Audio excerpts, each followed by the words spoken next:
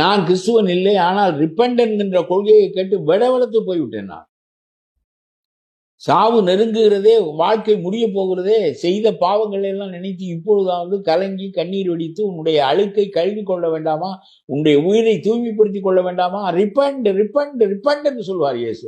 இது மாதிரி ஒரு கோட்பாடு நான் உலக மதத்தில் எந்த மதத்திலும் காணவில்லை. எல்லா மதங்களையும் படிப்பேன். நான் செய்தால் அதற்குரிய தண்டனை உன்னை விடாது என்று சொல்வதை நான் கேட்டிருக்கிறேனே தவிர, எப்பொழுதாவது ஏதாவது ஒரு நேரத்தில் இறங்கு, அதற்கு பிறகு அந்த தவறை செய்யாதே. போலித்தனமாக அந்த கன்ஃபெஷன் என்று சொல்லுகிறார்களே, கூண்டில் என்று சொல்வதல்ல அவர் சொல்வது.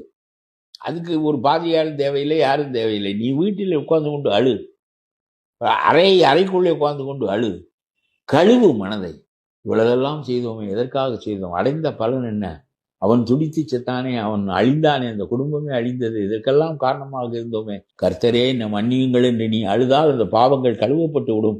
மீதி காலத்தில் அந்த தவறுகளை நீ செய்யாமல் இருந்தால் தீர்ப்பு நாளில் உனக்கு சலுகைகள் வழங்கப்படும் என்று சொல்லி, இந்த கருத்தை கேட்டு நான் விறுவிறுத்து போனேன்.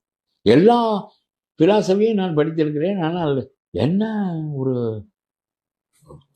தண்டனையின் மீதே அவருக்கு நாட்டம் இல்லை, அன்புதான் நாட்டம்.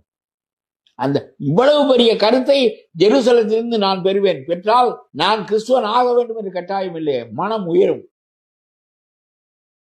ரிலிஜன் என்பது that is an organisation. You are being organised. நீங்கள் ஆர்கனைஸ்டாக இருந்தால் என்ன, நீ தனி மனிதனாக இருந்தால் என்ன, மார்ஷல் ஒற்றை மனிதனாக இருந்தால் என்ன, he belongs to Christian community என்று இருந்தால் என்ன, நீங்கள் இயல்பாக ஒத்த தன்மையுடையவர்கள் ஒன்று கூடுவார்கள். அதனால் அது மதமாகிறது. தப்பென்று நான் சொல்லவில்லை. ஆனால் don't identify with religion. You are an individual.